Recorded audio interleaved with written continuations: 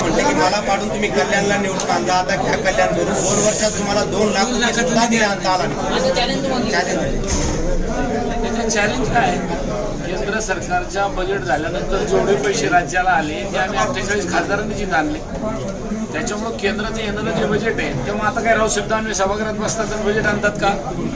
लोकांना बुमरॅंग करायचा विषय आहे. त्याच्यामुळं असं वळण द्यायचं. मला त्याच्यावर एकच गोष्ट सांगायची, यांनी किती खोटे कामं केले.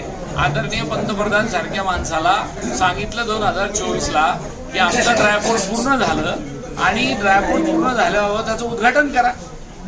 मोदीजींनी पण त्याचं उद्घाटन केलं. अजूनही ड्रायपोर्ट चालू झालं नाही, फक्त भिंती बांधून ठेवल्या होत्या. आता या 12 महिन्यात त्या ड्रायपोर्टचं काम पूर्णत्वाला नेलं.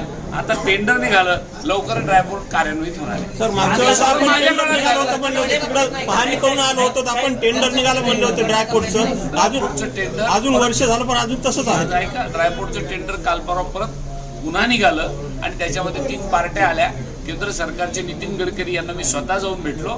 या वेळेला त्या टेंडरमधली कोणती जी त्यांची नियमानुसार पार्टी असेल ती फायनल होईल आणि ते कार्यान्वित होईल.